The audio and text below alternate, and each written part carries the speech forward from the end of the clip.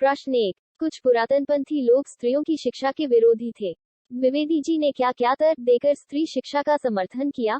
उत्तर। द्विवेदी जी ने निम्नलिखित तर्क देकर पुरातनपंथियों के तर्कों का विरोध कर स्त्री शिक्षा का समर्थन किया। 1। द्विवेदी जी ने कहा है कि संस्कृत के नाटकों में स्त्रियों का प्राकृत बोलना उनके अनपढ़ होने का प्रमाण नहीं है। उस काल में कुछ ही लोग संस्कृत बोल पाते थे। शेष शिक्षित और अशिक्षित प्राकृत ही बोलते थे, क्योंकि प्राकृत उस काल की बोलचाल की भाषा थी। यदि वह प्रचलित भाषा न होती तो बौद्धों और जैनों के हजारों ग्रंथ प्राकृत में ही क्यों लिखे जाते? इसलिए प्राकृत भाषा बोलना अनपढ़ होने का प्रमाण नहीं कहा जा सकता। 2। यद्यपि प्राचीन काल में स्त्री शिक्षा थी, लेकिन उसके होने के आज पर्याप्त प्रमाण उपलब्ध नहीं है। गागी, मंडन मिश्र की पत्नी, सीता, शकुंतला आदि उदाहरण हमारे सामने हैं, जिससे पुष्टि होती है कि ये सभी पढ़ी लिखी थी। 3। पुराने जमाने में स्त्रियों ने वेद मंत्रों की रचना की, और पद्य रचनाएं भी की जो उनके शिक्षित होने के प्रमाणों की ही पुष्टि है। 4। हो सकता है कि पुराने जमाने में स्त्री शिक्षा की आवश्यकता न समझी गई हो, पर अब तो है। हमने कई नियमों को तोड़ा है, अतः इसे भी तोड़ देना चाहिए। 5। वर्तमान शिक्षा प्रणाली दूषित है, साथ ही स्त्री शिक्षा में सुधार एवं संशोधन की गुंजाइश है, तो भी उसे अनर्थकारी नहीं कहा जा सकता है। प्रश्न 2। स्त्रियों को पढ़ाने से अनर्थ होते हैं।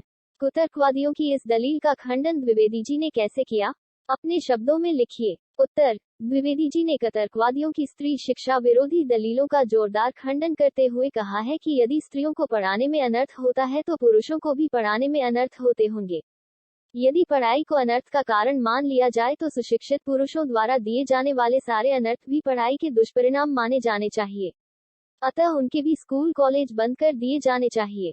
स्त्रियों को पढ़ाने में अनर्थ होता है। इस संबंध में द्विवेदी जी ने तर्क देते हुए कहा है कि शकुंतला ने दुष्यंत को कटु वचन नहीं कहे। उसके वे कटु वचन उसकी शिक्षा के परिणाम नहीं थे, बल्कि उसका स्वाभाविक क्रोध था। इसी प्रकार सीता का कथन राम के प्रति उनका स्वाभाविक क्रोध था। इसके साथ ही उन्होंने व्यंग्यपूर्ण तर्क देते हुए कहा है कि स्त्रियों के लिए पढ़ना कालकूट और पुरुषों के लिए पीयूष का छूट। ऐसी ही दलीलों और दृष्टांतों के आधार पर कुछ लोग स्त्रियों को अनपढ़ रखकर भारत का गौरव बढ़ाना चाहते हैं। प्रश्न 3। द्विवेदी जी ने स्त्री शिक्षा विरोधी कुतर्कों का खंडन करने के लिए व्यंग्य का सहारा लिया है, जैसे यह सब पापी पढ़ने का अपराध है, न वे पढ़ती, न वे पूजनीय पुरुषों का मुकाबला करती। आप ऐसे अन्य अंशों को निबंध में से छांटकर समझिए और लिखिए। उत्तर। इस निबंध में निम्नलिखित अंश इसी तरह के हैं। 1। जिन पंडितों ने गाथा सप्तशती, सेतुबंध महाकाव्य और कुमारपाल चरित आदि ग्रंथ प्राकृत में बनाए हैं, वे यदि अपढ़ और गंवार थे तो हिंदी के प्रसिद्ध से प्रसिद्ध अखबार का संपादक इस जमाने में अपढ़ और गंवार कहा जा सकता है, क्योंकि वह अपने जमाने की प्रचलित भाषा में अखबार लिखता है। 2। पुराणादि में विमानों और जहाजों द्वारा की गई यात्राओं के हवाले देखकर उनका अस्तित्व तो हम बड़े गर्व से स्वीकार करते हैं, परंतु पुराने ग्रंथों में अनेक प्रगल्भ पंडिताओं के नामोल्लेख देखकर भी कुछ लोग भारत की तत्कालीन स्त्रियों को मूर्ख, अनपढ़ और गंवार बताते हैं। इस तर्कशास्त्र ज्ञाता और इस न्यायशीलता की बलिहारी वेदों को प्रायः सभी हिंदू ईश्वरकृत मानते हैं।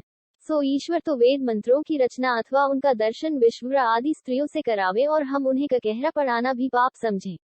3। स्त्रियों के लिए पढ़ना कालकूट और पुरुषों के लिए पीयूष का घुट। ऐसी ही दलीलों और दृष्टांतों के आधार पर कुछ लोग स्त्रियों को अपढ़ रखकर भारतवर्ष का गौरव बढ़ाना चाहते हैं। 4। परंतु विक्षिप्तों, वातव्यथितों और ग्रहग्रस्तों के सिवा ऐसी दलीलें पेश करने वाले बहुत ही कम मिलेंगे। शकुंतला ने दुष्यंत को कटुवाक्य कहकर कौन सी अस्वाभाविकता दिखाई? क्या वह यह कहती कि आर्यपुत्र, शाबाश, बड़ा अच्छा काम किया जो मेरे साथ गांधर्व विवाह करके मुकर गए। नीति, पाप, सदाचार और धर्म की आप प्रत्यक्ष मूर्ति। प्रश्न 5। परंपरा के उन्हीं पक्षों को स्वीकार किया जाना चाहिए जो स्त्री पुरुष समानता को बढ़ाते हो। तर्क सहित उत्तर दीजिए। उत्तर। द्विवेदी जी का यह कथन सत्य है। हमारी परंपरा बहुत लंबी है और उससे कई बातें ऐसी चली आ रही हैं जिनका आज की स्थिति में महत्व नगण्य है। इसलिए हमें ऐसी परंपराओं को त्याग देना चाहिए और उन्हीं परंपराओं को स्वीकार करना चाहिए जो स्त्री पुरुष की समानता को महत्व देती हूँ, उनमें समानता का प्रसार करती हूँ। तभी हम और हमारा समाज उन्नति कर सकेगा। प्रश्न 6, तब की शिक्षा प्रणाली और अब की शिक्षा प्रणाली में क्या अंतर है? स्पष्ट करें। अथवा लेखक महावीर प्रसाद द्विवेदी ने प्राचीन एवं वर्तमान शिक्षा प्रणाली में क्या अंतर बताया है? अथवा प्राचीन और नवीन शिक्षा प्रणाली में अंतर को समझाइए। उत्तर, प्राचीन समय में शिक्षा प्रणाली में शिक्षा गुरुओं के आश्रमों में दी जाती थी और अध्ययन सामग्री के रटने पर बल दिया जाता था। इसलिए स्त्रियां शिक्षा से वंचित रह जाती थी, क्योंकि वे आश्रमों और मंदिरों में नहीं जा पाती थी। आज की शिक्षा प्रणाली में नर नारी का भेद नहीं किया जाता है। समानता के आधार पर शिक्षा व्यवस्था की प्रणाली लागू है। इसीलिए आज सह शिक्षा का प्रचलन है। प्रश्न 7, महावीर प्रसाद द्विवेदी का निबंध उनकी दूरगामी और खुली सोच का परिचायक है, कैसे? उत्तर, द्विवेदी जी का दृष्टिकोण समाज सुधार से पूरित था। उनके काल में स्त्रियों की शिक्षा पर जरा भी ध्यान नहीं दिया जाता था, उन्हें घर गृहस्थी के कामों में ही सीमित रखा जाता था। पुरुष वर्ग का अपना ही महत्व था, इसलिए वह स्त्रियों पर मनमाने अत्याचार करता था। द्विवेदी जी इन अत्याचारों के विरोधी थे, इसलिए उन्होंने स्त्री शिक्षा की वकालत की। यह उनकी दूरगामी सोच का ही परिचय था। इसलिए उन्होंने स्त्री शिक्षा को बढ़ावा दिया और पुरातन पंथियों की एक एक बात को सशक्त तर्क से काटा। वे चाहते थे कि भविष्य में स्त्री शिक्षा का युग शुरू हो। उसी का यह परिणाम है कि लोग स्त्री शिक्षा के महत्व को समझने लगे और आज भी स्त्रियां शिक्षा प्राप्त कर ऊंचे ऊंचे पदों पर पुरुष की बराबरी करती हुई प्रतिष्ठित होने लगी हैं। इतना ही नहीं, वे शिक्षा के हर क्षेत्र में पुरुषों पर हावी हैं। प्रश्न 8, द्विवेदी जी की भाषा शैली पर एक अनुच्छेद लिखिए। उत्तर, द्विवेदी जी का सबसे महत्वपूर्ण कार्य था हिंदी भाषा का संस्कार और परिष्कार। इसलिए उन्होंने हिंदी भाषा को व्याकरण सम्मत बनाने, उसके रूप को निखारने, संवारने, उसके शब्द भंडार को बढ़ाने और उसको सशक्त करने का प्रशंसनीय कार्य किया। इसलिए उन्हें खड़ी बोली का जनक भी कहा जा सकता है। आपने गद्य के लिए नहीं बल्कि कविता के लिए खड़ी बोली को प्रोत्साहित किया और अन्य गद्य लेखकों की त्रुटियों को भी इंगित किया। इसी प्रकार आपकी शैली के विविध रूप आपकी रचनाओं में प्राप्त होते हैं। आपने अपनी रचनाओं में परिचयात्मक, आलोचनात्मक, विवेचनात्मक, समास, व्यंग्यात्मक और वर्णनात्मक शैलियों का प्रयोग किया है। प्रश्न 1, स्त्री शिक्षा के विरोधी कुतर्कों का खंडन, निबंध का मूल विषय क्या है? उत्तर, इस निबंध का मूल विषय स्त्री शिक्षा को बढ़ाना तथा शिक्षा के अर्थकारी स्वरूप को प्रकट करना है। प्रश्न 2, द्विवेदी जी ने यह लेख पहले किस पत्रिका में किस नाम से छापा था? उत्तर, महावीर प्रसाद द्विवेदी ने यह लेख सन 1914 में सरस्वती पत्रिका में पढ़े लिखों का पांडित्य शीर्षक से छापा था। प्रश्न 3, नाटकों में प्राकृत बोलने को अनपढ़ होने का पर्याय मानने पर लेखक द्वारा क्या तर्क दिया गया था? उत्तर, उस जमाने में नाटकों की रचना करते समय प्राकृत ही सर्वसाधारण की भाषा थी, समाज में प्राकृत का ही चलन था। प्रश्न 4, उस जमाने में प्राकृत ही सर्वसाधारण की भाषा थी, पंक्ति को लेखक ने कैसे समझाया? उत्तर, लेखक ने उस जमाने में लिखे गए बौद्धों व जैनों के ग्रंथों के आधार पर बताया कि वे सब प्राकृत भाषा में लिखे गए थे। प्रश्न 5, पुराणों में स्त्री शिक्षा का उल्लेख क्यों नहीं मिलता है? उत्तर, उस काल में स्त्रियों के लिए अलग से विश्वविद्यालय नहीं थे या फिर स्त्री शिक्षा के साक्ष्य नष्ट हो गए हों, ऐसा हो सकता है। प्रश्न 6, निबंध के अनुसार पुराने जमाने में स्त्री शिक्षा की क्या स्थिति थी? उत्तर, अत्रि ऋषि की पत्नी, मंडन मिश्र की पत्नी, गागी, रुक्मणी, इन सब उदाहरणों से पता चलता है कि ये सब पढ़ी लिखी, शिक्षित और विदुषी थी। प्रश्न 7, समाज की दृष्टि में कैसे लोग दंडनीय हैं? उत्तर, जो लोग अहित की भावना से स्त्रियों को अनपढ़ रखने की बात कहकर समाज को धोखा देते हैं, वे दंड के पात्र हैं। प्रश्न 8, शिक्षा बहुत व्यापक शब्द है, कैसे? समझाइए। उत्तर, शिक्षा में सीखने योग्य सभी विषयों को शामिल किया जा सकता है और पढ़ना लिखना उसी के अंतर्गत आता है। प्रश्न 9, शिक्षा अनर्थकर है, यह किस प्रवृत्ति की ओर इंगित करता है? उत्तर, यह व्यक्ति के अभिमान को इंगित करता है, जो गृह सुख का नाश करने वाला कथन तथा सौल आने मिथ्या वाक्य है। प्रश्न 10, प्राकृत भाषा में लिखित किन्हीं दो ग्रंथों के नाम लिखिए। उत्तर, गाथा सप्तशती कुमार पालचरित। महावीर प्रसाद द्विवेदी ने स्त्री शिक्षा का महत्व बताया है। वर्तमान में आप स्त्री शिक्षा में कौन कौन सी बाधाएं महसूस करते हैं? अनुभव के आधार पर लिखिए। उत्तर, वर्तमान में स्त्री शिक्षा के क्षेत्र में अनेक बाधाएं हैं। कुछ रूढ़िवादी लोग स्त्रियों को गृहस्थी की सीमा में रखना चाहते हैं, वे उन्हें अधिक शिक्षित नहीं देखना चाहते हैं। शिक्षा सुविधाएं कम हैं, समानता का व्यवहार नहीं किया जाता है, नव जागरण के अनुरूप शिक्षा पद्धति का अभाव है, रूढ़िवादी सोच अधिक है। प्रश्न 2, स्त्री शिक्षा के विरोधी कुतर्कों का खंडन। पाठ के आधार पर बताइए कि स्त्री को पढ़ाने के विरोधी क्या क्या कुतर्क देते हैं। उत्तर, स्त्री को पढ़ाने के विरोधी यह तर्क देते हैं कि स्त्री को पढ़ाना उसके तथा गृह सुख के नाश का कारण है। स्त्री को पढ़ाना अनर्थकारी और उसमें अभिमान का उत्पादक है। शकुंतला द्वारा दुष्यंत को कटु वचन कहा जाना शिक्षित होने का ही दुष्परिणाम है। प्रश्न 3, महावीर प्रसाद द्विवेदी के अनुसार किस बात पर विश्वास करने की आवश्यकता नहीं है। उत्तर, द्विवेदी जी के अनुसार इस बात पर विश्वास करने की आवश्यकता नहीं है कि पुराने जमाने में सभी स्त्रियां अनपढ़ होती थी, क्योंकि उस समय भी स्त्रियां शिक्षित होती थी। इस बात के अनेक प्रमाण हैं।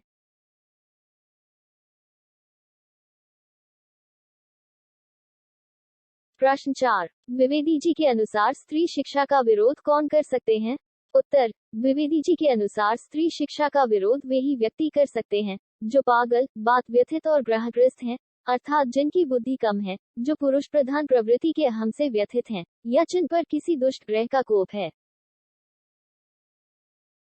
प्रश्न 5, स्त्रियों को पढ़ाने से अनर्थ होता है, लेखक ने इस संबंध में क्या तर्क दिया है। उत्तर, लेखक ने अपनी असहमति देते हुए कहा है कि शिक्षा का अनर्थ से कोई संबंध नहीं है। अनर्थ तो पढ़े लिखे पुरुषों से भी होता है। अनर्थ शिक्षितों एवं अशिक्षितों दोनों से हो जाता है, यह स्त्री शिक्षा से ही नहीं होता है। प्रश्न 6, सीता ने लक्ष्मण के माध्यम से राम को क्या कहकर अपमानित किया।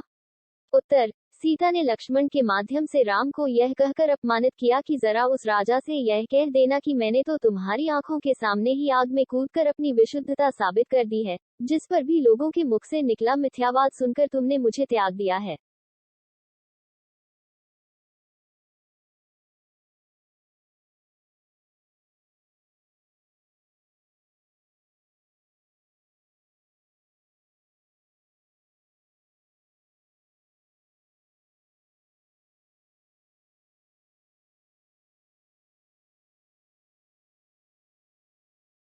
प्रश्न 8, लेखक ने किसे पापी पढ़ने का अपराध कहा है और क्यों।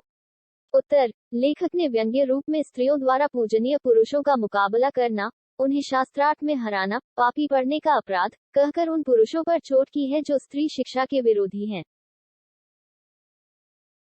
प्रश्न 9, यह सारा दुराचार स्त्रियों के पढ़ाने का ही कुफल है, कथन के माध्यम से लेखक ने किन पर व्यंग्य किया है। उत्तर, लेखक ने कथन के माध्यम से उन अहंकारी पुरुषों पर व्यंग्य किया है जो स्त्री शिक्षा के विरोधी हैं। यदि कोई स्त्री किसी पुरुष को तर्क में हरा देती है तो वे इसे स्त्री शिक्षा का दुराचार और कुफल मानते हैं। प्रश्न 10, लेखक ने सुशिक्षित जनों के किस व्यवहार पर चिंता व्यक्त की। उत्तर, लेखक ने सुशिक्षित जनों के हिंसक और भ्रष्ट व्यवहार पर चिंता प्रकट की है, क्योंकि ये लोग ही हत्या करने, गोले फेंकने, डाका डालने, चोरी करने, रिश्वत लेने और व्यभिचार करने में लिप्त होते हैं। प्रश्न 11, स्त्रियों का पढ़ना अनिवार्य है, इस कथन के पक्ष में अपने विचार प्रकट कीजिए। उत्तर, स्त्रियों को पढ़ना अनिवार्य होना चाहिए, तभी नर नारी में समानता संभव हो सकेगी। तभी स्त्रियां अपने बच्चों को शिक्षित, सुसंस्कृत एवं समझदार बना सकेंगी और घर परिवार का संचालन एवं सामाजिक चेतना का निर्वाह भी सूझबूझ के साथ कर सकेंगी। प्रश्न 12, आज की शिक्षा में यदि दोष है तो उसे अनर्थकारी नहीं माना जाना चाहिए, लेखक ने इस संबंध में क्या सुझाव दिए हैं। उत्तर, लेखक का मानना है कि शिक्षा अनर्थकारी नहीं होती। यदि शिक्षा प्रणाली में दोष है तो सुधार कर लेना चाहिए। सुधार की दृष्टि से उस पर बहस होनी चाहिए, उसमें संशोधन किया जाना चाहिए और स्त्रियों को बराबर का अवसर दिया जाना चाहिए। प्रश्न 13, शिक्षा सुधार की दृष्टि से आप शिक्षा प्रणाली में मुख्य रूप से क्या परिवर्तन करना चाहेंगे। उत्तर, शिक्षा सुधार की दृष्टि से हम चाहेंगे कि शिक्षा प्रणाली ऐसी हो जो नर नारी को समान मानकर उन्हें उनकी रुचियों के अनुसार पढ़ने का अवसर दे। उसमें रोजगार के अवसर ही नहीं, सदाचरण, स्वावलंबन, दायित्वबोध, सामाजिकता एवं नैतिकता पर भी ध्यान दिया जाए।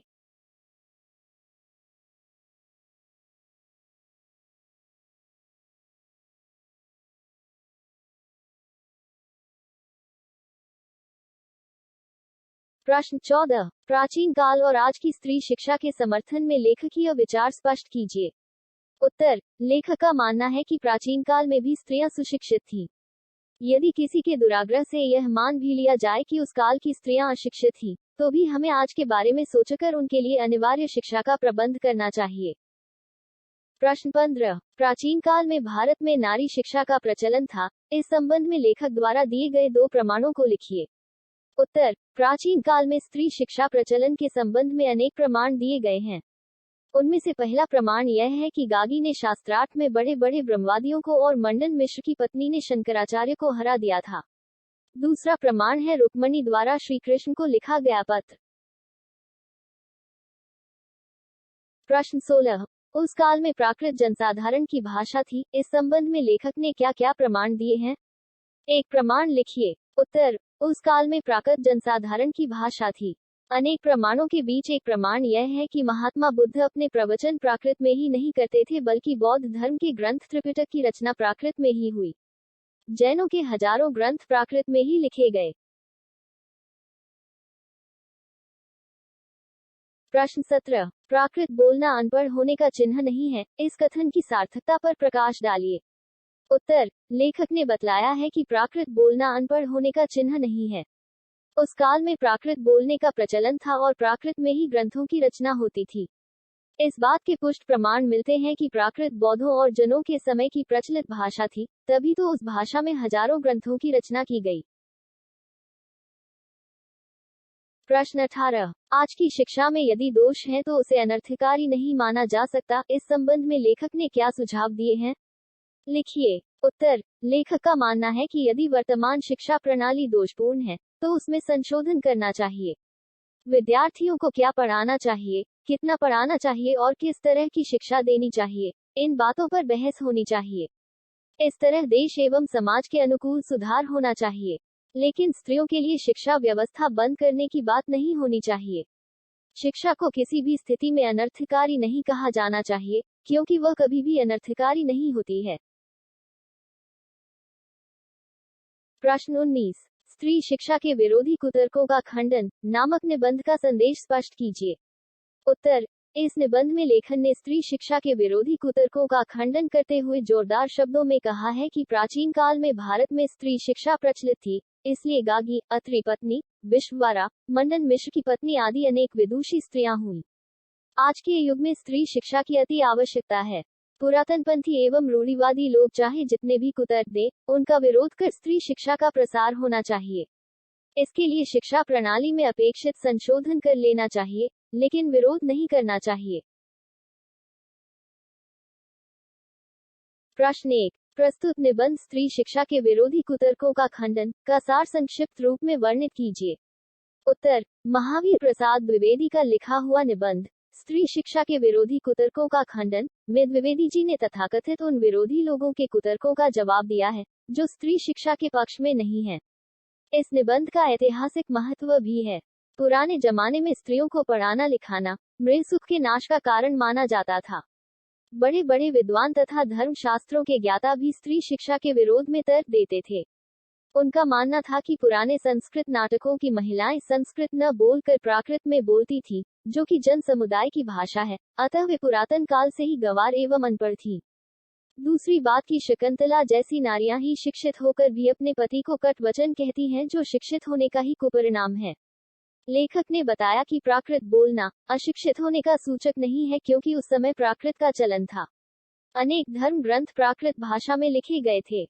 स्त्रियों की शिक्षा अनर्थकारी है तो फिर पुरुषों द्वारा किए गए अनेक अमानवीय कार्य भी उनकी शिक्षा की देन मानी जानी चाहिए।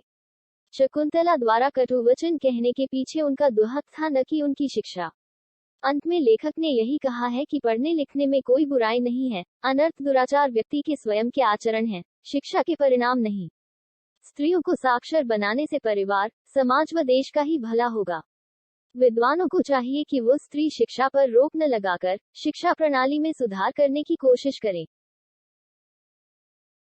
प्रश्न 2, स्त्री शिक्षा के विरोधी कुतर्कों का खंडन निबंध में शिक्षा के महत्व पर वर्णित विचारों को स्पष्ट कीजिए। उत्तर, लेखक महावीर प्रसाद द्विवेदी ने शिक्षा को व्यापक अर्थ से अभिहित किया है। उनके अनुसार सीखने योग्य सभी विषयों का समावेश शिक्षा के अंतर्गत किया जा सकता है। पढ़ने लिखने या शिक्षा ग्रहण करने में कोई ऐसी बात नहीं है जिससे किसी प्रकार का अनर्थ होता है। शिक्षा में अनर्थ का बीज नहीं होता है। अनर्थ पापाचार और दुराचार दोनों से हो सकता है। अनर्थ पढ़े लिखों से और अनपढ़ों से दोनों से हो सकता है। अपने प्रति हुए अन्याय के लिए कटु वाक्य कहना सर्वथा स्वाभाविक प्रक्रिया होती है, न कि शिक्षा का कुफल। शिक्षा मनुष्य मात्र को जीवन स्तर ऊंचा उठाने का सलीका, बुद्धि, व्यवहारिक ज्ञान, कौशल, चातुर्य एवं प्रबंधन के गुण सिखाती है। शिक्षा को ग्रहण करके ही व्यक्ति समाज और देश की उन्नति में योगदान दे सकता है। शिक्षित व्यक्ति, शिक्षित परिवार, शिक्षित समाज व शिक्षित देश ही समृद्ध एवं खुशहाल रह सकता है। प्रश्न 1। महावीर प्रसाद द्विवेदी के व्यक्तित्व एवं कृतित्व पर संक्षिप्त प्रकाश डालिए। उत्तर। महावीर प्रसाद द्विवेदी का जन्म सन 1864 में ग्राम दौलतपुर, जिला रायबरेली उ.प्र. में हुआ। वे हिंदी के पहले व्यवस्थित संपादक, भाषा वैज्ञानिक, इतिहासकार, पुरातत्ववेत्ता, अर्थशास्त्री, समाजशास्त्री, वैज्ञानिक चिंतन के लेखक एवं स्थापक, समालोचक और अनुवादक थे। उनकी प्रमुख कृतियां रसज्ञरंजन, साहित्य सीकर, साहित्य संदर्भ, अद्भुत आलाप, निबंध संग्रह। द्विवेदी जी ने हिंदी गद्य की भाषा का परिष्कार किया, व्याकरण और वर्तनी के नियम स्थिर किए, खड़ी बोली हिंदी को स्थापित किया, स्वाधीनता की चेतना को विकसित करने के लिए स्वदेशी चिंतन को व्यापक बनाया, सरस्वती पत्रिका के माध्यम से पत्रकारिता का श्रेष्ठ स्वरूप सामने रखा। संपूर्ण जीवन साहित्य को समर्पित करते हुए सन 1938 में उनका निधन हो गया। स्त्री शिक्षा के विरोधी कुतर्कों का खंडन। समरी इन हिंदी लेखक परिचय। आचार्य महावीर प्रसाद द्विवेदी का जन्म सन 1864 में ग्राम दौलतपुर, जिला रायबरेली उ.प्र. में हुआ था। परिवार की आर्थिक स्थिति अच्छी न होने के कारण स्कूली शिक्षा पूरी कर उन्होंने रेलवे में नौकरी कर ली थी। बाद में उन्होंने उस नौकरी से इस्तीफा देकर सन 1903 में प्रसिद्ध हिंदी मासिक पत्रिका सरस्वती का संपादन शुरू किया और सन 1920 तक इस संपादक कार्य से जुड़े रहे। सन 1938 में उनका देहांत हो गया। द्विवेदी जी हिंदी के पहले व्यवस्थित संपादक, भाषा वैज्ञानिक, इतिहासकार, पुरातत्ववेत्ता, अर्थशास्त्री, समाजशास्त्री, वैज्ञानिक चिंतन एवं लेखन के स्थापक, समालोचक और अनुवादक थे। उनकी प्रमुख कृतियां हैं रसज्ञ रंजन, साहित्य सीकर, साहित्य संदर्भ, अद्भुत आलाप, निबंध संग्रह। इसके साथ ही द्विवेदी काव्यमाला में उनकी कविताएं हैं। उनका संपूर्ण साहित्य महावीर द्विवेदी रचनावली के 15 खंडों में प्रकाशित है।